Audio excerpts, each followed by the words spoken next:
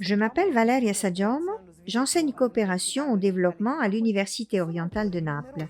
Je suis l'auteur de nombreuses procédures d'évaluation de projets de développement, soutenues par les associations de la diaspora et par les organisations non gouvernementales. Je collabore avec l'Organisation internationale pour les migrations, OIM, depuis le lancement du cours Amico, qui tente à renforcer les compétences des associations de la diaspora et leur permettre de devenir acteurs du développement dans leur pays d'origine. Dans le contexte du cours Amico, je m'occupe du module sur l'évaluation, car, un jour ou l'autre, tous vos projets seront soumis à une évaluation, et il est important de se préparer à ce moment. Il est temps d'abandonner l'idée qui associe l'évaluation à un jugement et revenir un instant sur le sens initial du mot « évaluer », qui signifie accorder une valeur à un projet. Je pense que cette définition correspond davantage à la mission de votre association, qui est d'améliorer les conditions de vie de vos bénéficiaires en générant une valeur sociale. Alors, essayons de comprendre comment attribuer, comment identifier cette valeur sociale que vous avez engendrée avec votre projet. Voilà quelques conseils. Tout d'abord, réfléchir sur votre projet. Réunissez-vous, organisez une réunion avec vos partenaires de projet et avec toutes les personnes qui en font partie. Essayez de comprendre ce qui a fonctionné et ce qui n'a pas marché. Mais surtout, essayez d'anticiper les questions que l'expert vous posera et les critères d'évaluation qu'il adoptera pour juger votre travail.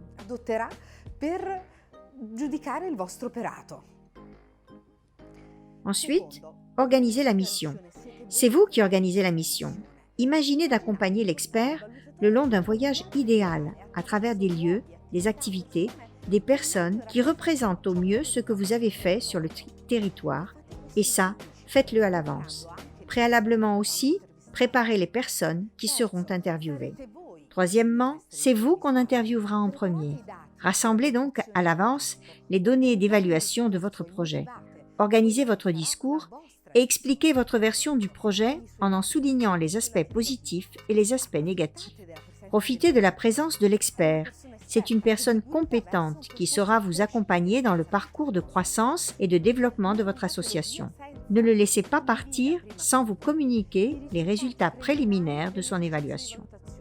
C'est un moment de réflexion qu'il est important de partager avec vous, mais aussi avec les partenaires du projet. Pour finir, les choses à ne pas faire. Ne jamais mentir à l'expert pour éviter de compromettre un rapport de confiance qui doit nécessairement s'établir entre votre expert et vous, en raison du parcours commun que vous suivez.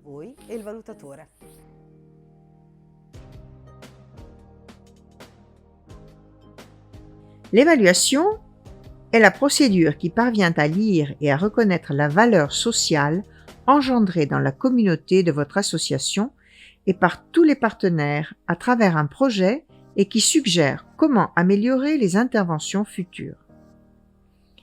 L'évaluation ne devrait pas être vue comme un simple moment de jugement, mais comme une opportunité de croissance et d'amélioration pour les associations qui soutiennent des projets de développement et pour les communautés qui y participent.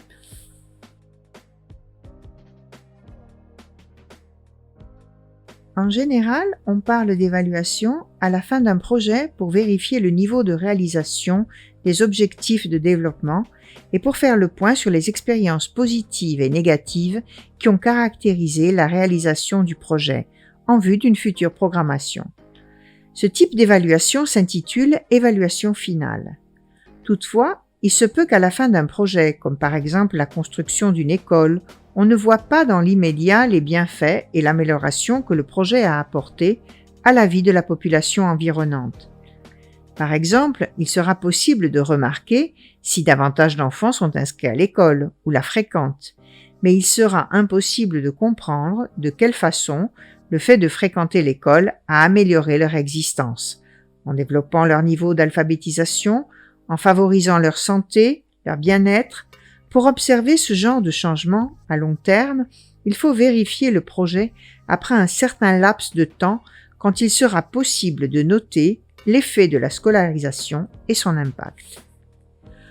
Pour évaluer l'impact d'un projet, c'est-à-dire ses conséquences sur la communauté dans laquelle il a été appliqué, on peut effectuer une évaluation a posteriori, qui analyse les changements de la société après 1 an ou 2, voire plus, de la fin du projet. En cas de projet d'une longueur de 3 ans, voire plus, ou de projet pilote, c'est-à-dire un projet innovatif mis en place pour la première fois, l'évaluation peut se faire aussi durant le parcours de réalisation. Dans ces 2 cas, l'association peut estimer utile de vérifier, durant le parcours, si la stratégie adoptée a de bonnes probabilités de succès ou s'il vaut mieux changer de trajectoire. Quand l'évaluation est effectuée à mi-projet, on parle d'évaluation intermédiaire. Pour finir, l'évaluation peut être aussi effectuée sur une base prévisionnelle, c'est-à-dire avant le démarrage du projet, pour essayer de comprendre si la stratégie que nous avons choisie et décrite dans notre théorie de changement a de bonnes probabilités de succès. Dans ce cas, on parle d'évaluation a priori ou d'étude de viabilité du projet. D'habitude, ce type d'évaluation, associé à un aspect particulier de notre stratégie d'intervention, comme l'aspect environnemental, social, culturel, technologique, nous aidera à prévoir d'éventuelles répercussions négatives.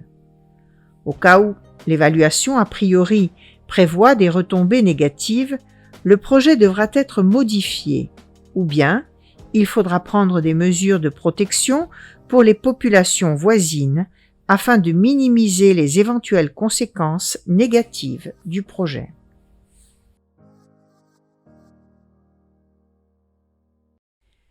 Quand on travaille à un projet de développement, en contact direct avec la communauté ou les groupes de bénéficiaires, une forte participation émotionnelle va s'instaurer, et cela peut devenir aussi une faiblesse si vous êtes appelé à juger votre travail. Il est bien connu que la passion obscurcit le jugement, et ça vaut aussi pour l'évaluation d'un projet.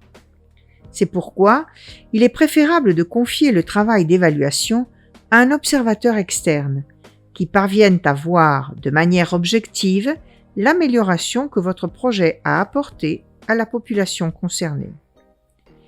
L'évaluateur sera un expert d'évaluation de projets de développement, doté d'expérience et de qualifications professionnelles, afin de garantir la crédibilité des résultats de son évaluation. De plus, il devra être étranger aux activités du projet et surtout à votre association, de façon à assurer l'impartialité et la liberté de son jugement.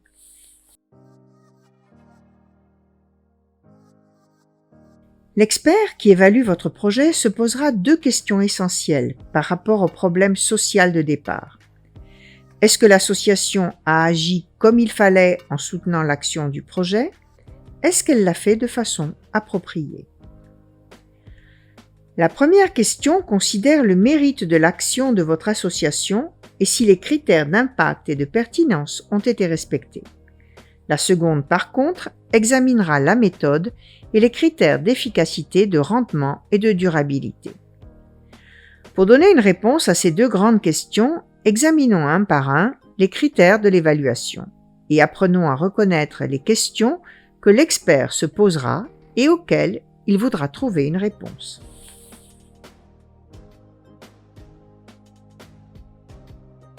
La pertinence de votre projet se mesure par rapport au contexte dans lequel il se développe et à la problématique à résoudre et qui justifie votre intervention. Les projets, en effet, doivent viser à améliorer une situation problématique. Ils doivent s'intégrer dans un programme de développement et de changements locaux cohérent avec l'amélioration que vous voulez apporter.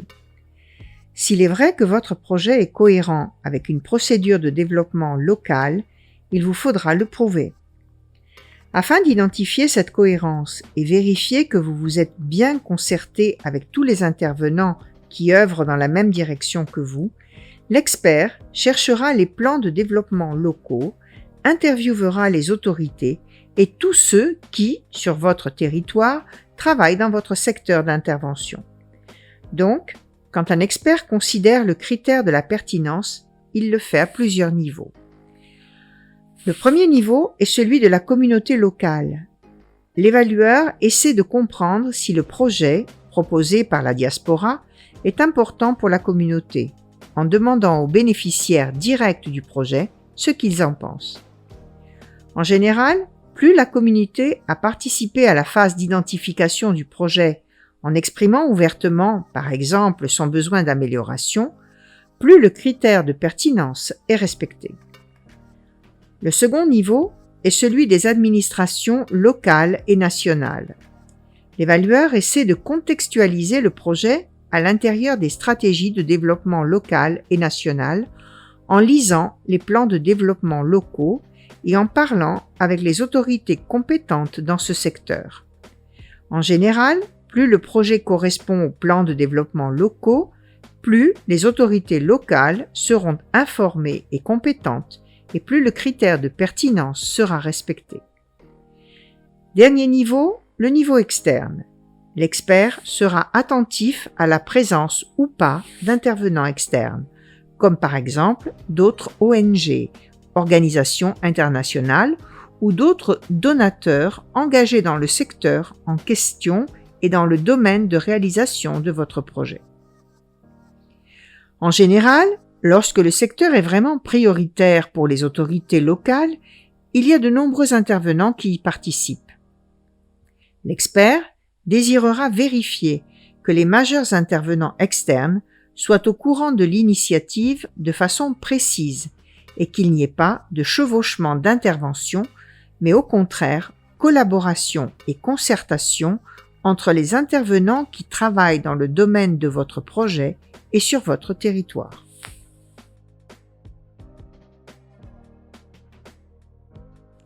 Observer les conséquences du projet, c'est-à-dire ce qui a changé dans la vie des habitants du village dans lequel il a été réalisé, est la meilleure façon de comprendre si le projet a eu un impact positif ou pas. L'impact social d'un projet est le changement que votre intervention a provoqué dans le contexte où le projet a été réalisé.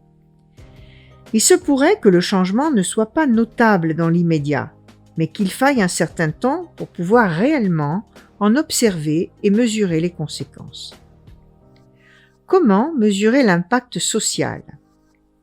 En établissant une comparaison entre la situation avant et après le projet. L'expert se demandera quelle est la situation de besoin avant le projet et qu'est-ce qui a changé après le projet. Le besoin existe-t-il encore ? A-t-il été satisfait ? Si oui, à l'aide de quoi ? Il ne faut pas oublier que l'impact social de votre projet peut être positif, chose qu'on espère bien sûr, mais il se pourrait aussi qu'il soit négatif et avoir comme conséquence une baisse de qualité de vie de la population, ou encore une provocation de conflits dans la communauté en raison d'une mauvaise gestion du projet de la part de l'association promotrice. Exemple, la création d'un puits pourrait créer des conflits si le projet ne prévoit pas clairement un accord sur la gestion du puits, son entretien et l'éroulement d'accès à l'eau pour la population.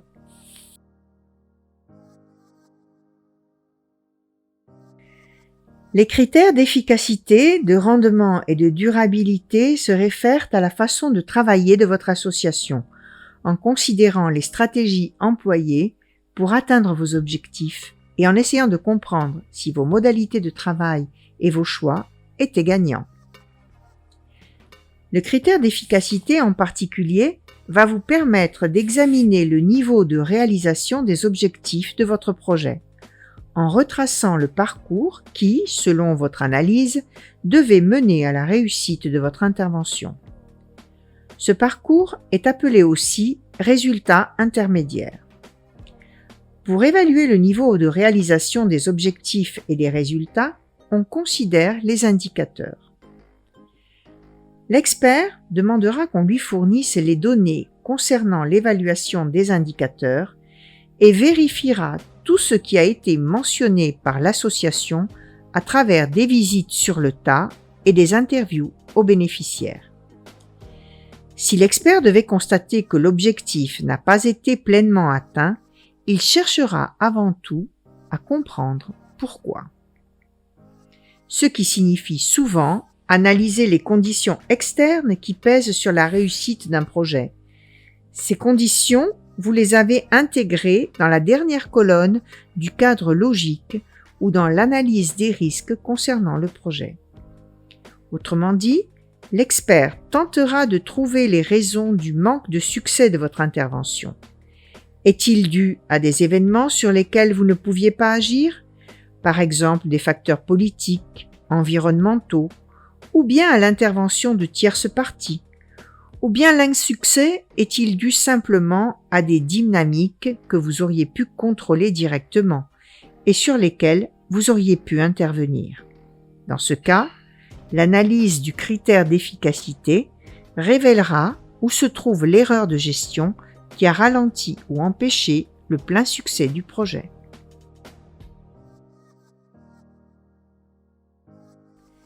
L'efficience concerne la façon dont votre association a géré les ressources pour réaliser le projet. En particulier, les ressources de temps, les ressources humaines, c'est-à-dire le personnel engagé dans le projet, et les ressources financières, c'est-à-dire le budget. L'expert cherchera aussi à comprendre si l'arc de temps prévu pour l'exécution du projet a été utilisé comme il se doit, ou s'il y a eu des retards dans la réalisation des activités et dans l'obtention des résultats. Dans ce cas, l'expert voudra comprendre la raison du retard et surtout comment vous avez agi pour limiter les dommages que le retard aurait pu causer. Attention, tout projet a une durée de vie au cours de laquelle les difficultés peuvent surgir à l'improviste et il vous faudra être prêt à les affronter.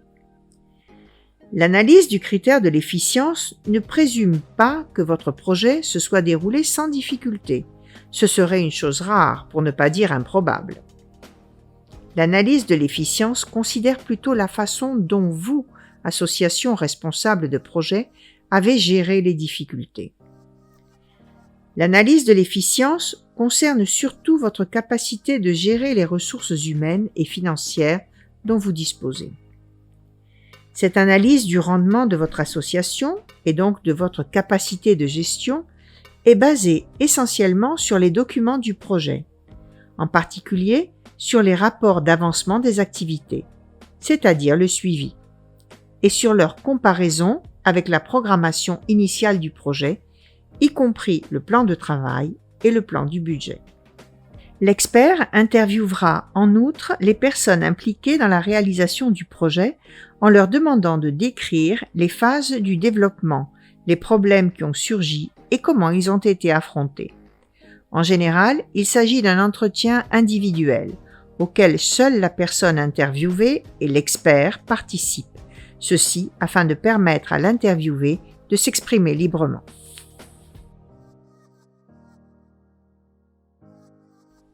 Le dernier critère, utile à l'expert pour évaluer l'ampleur de la valeur sociale de votre projet, est celui de la durabilité.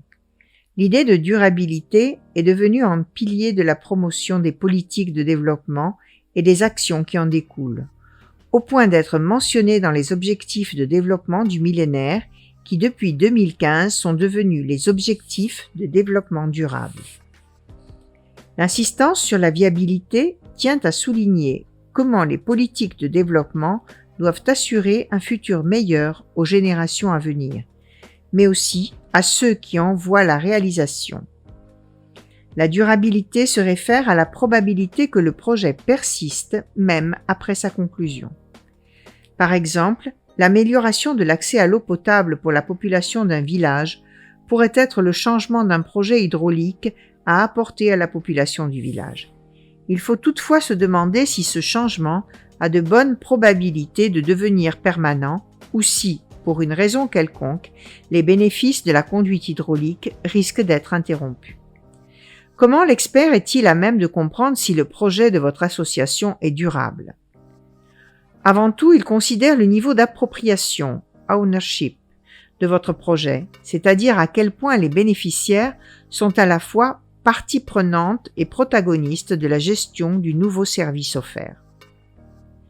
En général, en cas de service fourni à la population, par exemple un puits pour l'approvisionnement en eau, plus la communauté locale sera active et responsabilisée vis-à-vis du bien fourni, plus le niveau d'appropriation sera élevé et plus la communauté prendra soin du service afin de maintenir son fonctionnement le plus longtemps possible. Mais l'appropriation se mesurera aussi et surtout à travers le rôle et la responsabilité des administrations locales qui, sur le plan institutionnel, doivent se charger de la gestion des services pour la population. Imaginons par exemple que l'installation d'un puits tombe en panne. Qui s'occupera de la réparation? Qui assurera la garantie des bénéficiaires? L'expert voudra vérifier que votre association aussi s'est posé le problème à l'avance et que pour garantir la viabilité du service fourni à la population, elle a rédigé des accords précis avec les administrations locales et nationales, accords qui établissent clairement qui effectuera la manutention ordinaire et extraordinaire de l'installation. Le critère de durabilité s'adapte à différents aspects du projet promu par votre association. On parle par exemple de durabilité financière pour comprendre si, après l'input financier fourni par le projet, il y a ou pourrait y avoir des ressources pour continuer à bénéficier du changement produit. La durabilité financière d'une installation hydraulique pourrait être garantie par le prélèvement d'une somme minime auprès de la population du village. Ce montant, prélevé à la communauté, serait mis de côté par les autorités locales et utilisé pour la manutention ou l'amélioration de l'installation. On parle de durabilité environnementale pour comprendre si l'amélioration proposée par l'association a eu un effet positif ou négatif sur le milieu environnant. Par exemple, le critère de durabilité environnementale considère l'éventualité d'épuisement de la source à la suite de l'exploitation due à l'installation hydraulique et il calcule le niveau maximum d'utilisation pour éviter qu'elle ne s'épuise.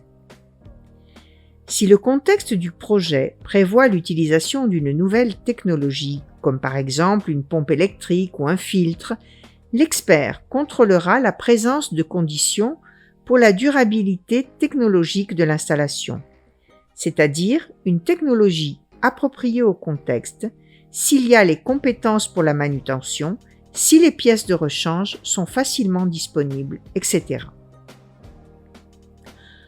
En évaluant la durabilité politico-institutionnelle de votre projet, l'expert tiendra compte du niveau de participation des autorités locales et des institutions, leur disponibilité à prendre en charge la gestion des installations publiques et la compatibilité de cette prise en charge avec le modèle de gouvernement existant au niveau local et national. Et pour finir, la durabilité socio-culturelle analysera à quel point votre intervention respecte le mode de vie de la communauté bénéficiaire et est conforme aux lieux et aux valeurs de l'endroit, ou, si au contraire, elle introduit des nouveautés qui ne correspondent pas aux us et coutumes des bénéficiaires.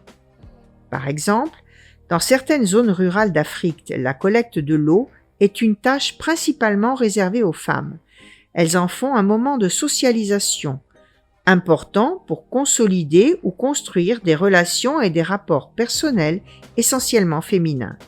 L'expert voudra vérifier si votre association a tenu compte de cet aspect et a pris des mesures pour sauvegarder l'intérêt des femmes à conserver cet espace social lié au moment de la collecte de l'eau. Plus le moment de l'évaluation inclut les opinions d'un nombre important d'intervenants, plus les résultats obtenus seront utiles. Savoir tirer parti du moment de l'évaluation est un avantage qui vous permettra de guider les premiers pas de votre association dans le secteur et sur le territoire où vous avez travaillé. D'où l'utilité des résultats obtenus. Les résultats de l'évaluation sont transcrits dans le document d'évaluation. Mais comment est rédigé un document d'évaluation. Il n'existe pas de format standard. Toutefois, dans le document d'évaluation, on s'attend à trouver certains éléments précis. Une synthèse ou un résumé des principaux points qui émergent de l'étude de l'évaluation. Le contexte qui a soulevé l'étude de l'évaluation, c'est-à-dire une brève description du pays et des problématiques que le projet a affrontées, ainsi qu'une petite introduction du projet qui soulignera l'objectif, les principaux secteurs d'activité et le partenariat. Une description suffisamment détaillée de la méthodologie de recherche que l'expert a adoptée pour cette étude précise de l'évaluation et qui comprenne aussi un renvoi aux éventuelles limitations de l'évaluation. La description des résultats finaux et des conclusions de l'évaluation.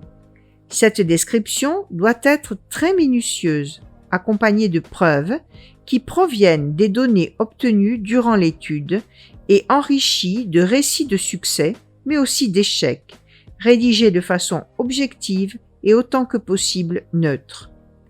En outre, elle doit respecter un code moral de l'évaluation que chaque expert professionnel connaît et qui adhère essentiellement au principe charnière du do no harm, c'est-à-dire que le document ne doit porter aucun préjudice direct ou indirect aux personnes et aux groupes sujets de l'évaluation. C'est pourquoi aucun nom ne sera cité et l'anonymat des informateurs sera respecté. Les résultats finaux devront présenter le projet de façon équilibrée, en insistant sur les éléments de succès, mais aussi sur les aspects négatifs s'il y en a eu. Les leçons tirées, exprimées parfois en une prise de notes synthétique, point par point, sont soit la conséquence d'une réflexion interne à l'association à propos des résultats du projet en préparation à l'évaluation, soit que l'expert les ait suscités au cours de l'évaluation. L'analyse effectuée par l'expert comportera des conseils d'amélioration et d'investissement pour les futures étapes du programme. Toutefois, cette analyse devra être soumise et approuvée par le personnel du projet et les partenaires pour pouvoir être réalisable. Alors que les leçons tirées s'inspirent du passé pour comprendre ce que l'association a appris à travers l'expérience faite, les conseils se tournent vers l'avenir et représentent la marche à suivre pour la nouvelle programmation. Ainsi formulé, le document d'évaluation représente le projet que votre association a réalisé, en partenariat avec d'autres intervenants, et il constitue la mémoire historique de votre action.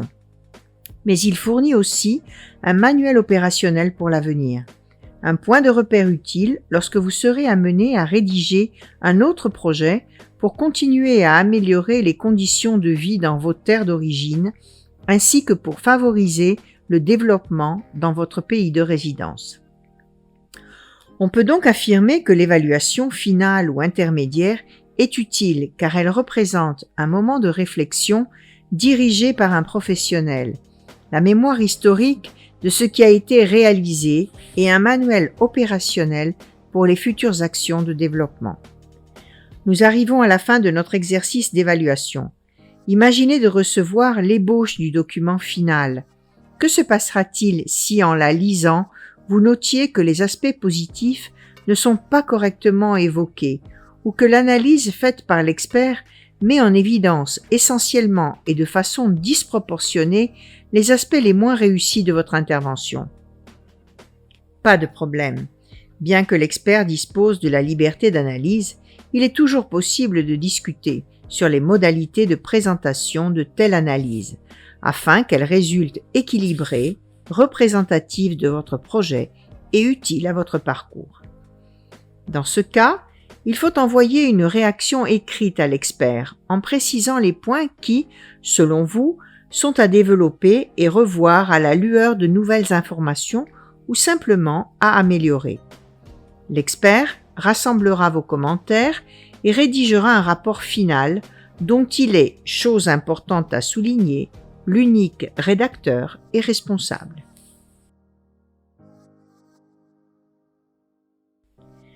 Sur la base du principe de transparence et d'accountability auquel sont soumises toutes les organisations qui bénéficient de fonds publics ou privés, votre évaluation devra être diffusée le plus largement possible. Si l'évaluation a été faite à votre demande, c'est vous qui recevrez le document et le remettrez à votre bailleur qui indirectement l'a financé.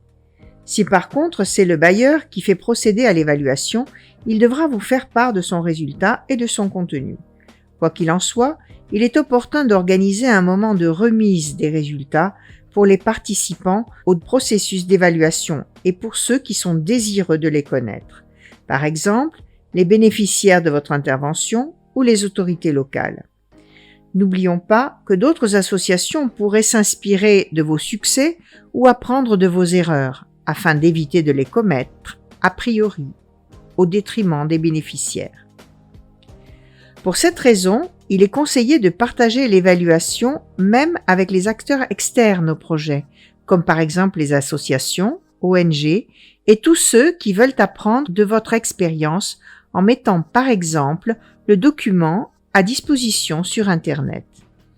Il est important toutefois de décider avec le bailleur le niveau et le degré de diffusion du document d'évaluation, et si on choisit de le publier, il faut en informer l'expert afin qu'il soit lui aussi protagoniste de la mise en commun. Bonne évaluation à tous!